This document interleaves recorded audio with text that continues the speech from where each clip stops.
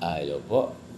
Gusto lang natin batiin yung batiin muna natin kasi maraming mga teachers ngayon and even dito sa Caloocan High, madaming pina-attend ng division sa region yung matatag seminar, 'di ba?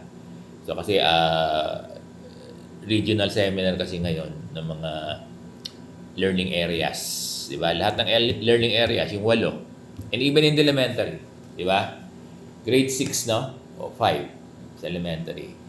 Dito naman sa secondary grade 9. Yung ongoing ngayon na seminar.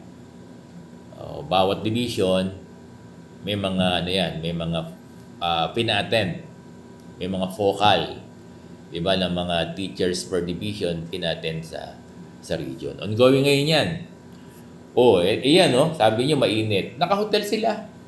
Naka-hotel yung mga guro natin. In fairness naka-hotel. Malamig. Okay naman daw yung food.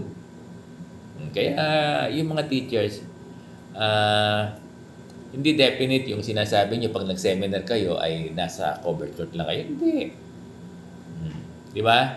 Pag nagpa-seminar ang region, di ba, o national, nasa yan? Basta DepEd. Kasi may budget talaga yan eh. Di ba? Nandun sila ngayon sa hotel, aircon. Namomonitor sila. Kasi nag-a-update sila. Yan yung sa matatag. Di ba? So, binabati natin lahat. Hindi lang sa NCR.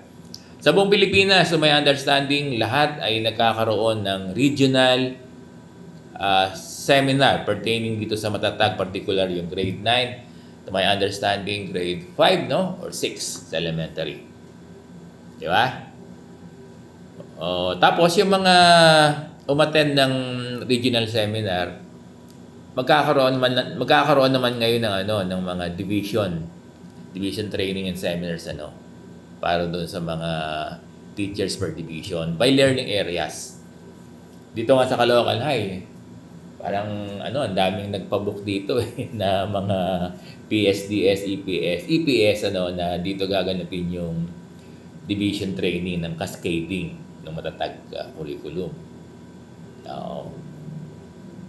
So, dito sa NCR, ongoing pa. Sa ibang division yata, may mga natapos na. Di ba? May napasyalan ako sa Region 3. At ang attendees ngayon, ng mga sa region, yung mga region, mga principal, di ba? May teacher 3, may master teacher, ganyan. Di ba? Tapos, sila ngayon yung magiging trainer, sila ngayon yung magiging speaker, yung attend sa region, pagdating ngayon sa division. Ngayon, magkakaroon ngayon ng seminar sa per division. Ngayon, ang tanong, may budget ba sa food? Meron. May meals yan, 3 yan. 3 meals yan. Di ko lang alam, parang 3 days ang seminar, tanong ko nga, alam ko 3 days ang booking nila rito sa school gagamitin tong venue sa amin ng division. Alam ko, pati yung mga technical working group, meron silang budget. Ang magpo-provide niyan ay division. So, kukonfirm ko kung merong transpo. Pero alam ko, may budget for meals 3 times. 3 times in a day yung budget sa meals sa division seminar.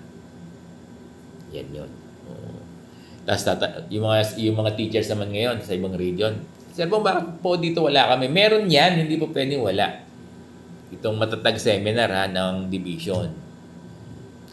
Yung sa region, sagot yan ng ko lang alam, division o region. Pero hindi yan sinagot ng school.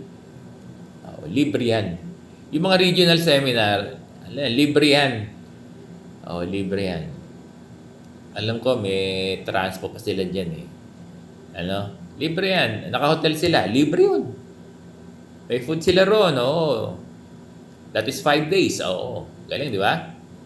Kaya, yung sinasabi nila ng mga teachers group na kapag guro ang nag-seminar, nasa covered court, lang yun, kapag inset natin, At yung nangyayari lang na orientation, di ba? Siyempre, imposible naman na doon sa orientation nakaraan, sabay-sabaw tayong kayong ilalagay. Napakarami. Sa Caloocan na lang, parang nasa 11,000. Isa nilalagay yan. Di ba? Kaya sana naintindihan ng mga guro natin na nasa covered code sila. Pero marami naman orientation, meron silang mga air condition room. Kami meron din kami, Ross Kahol. Kaya nag-accommodate lang yun na 150 to 200. Almost 400 kami, kaya sa gym kami. Di ba? So, yung mga nagse-seminar ngayon, particular sa NCR, magandang umaga po sa inyong lahat at swerte nyo, no? Bakit? Kasi, kayo yung kinuha ng division. Ano yan? May certificate yan. Regional. Regional certificate ang ibibigay sa inyo dyan. Speaker. Oo. As participant. Pagdating sa division, magkakaroon kayo dahil kayo ang speaker, kakaroon kayo ng speakership. Diba? Kaya,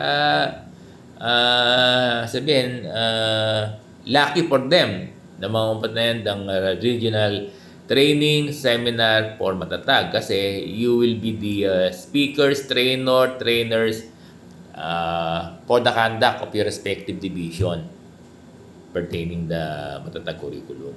That's it. Diba? So, masaya ba? Magandang umaga po sa inyo lahat.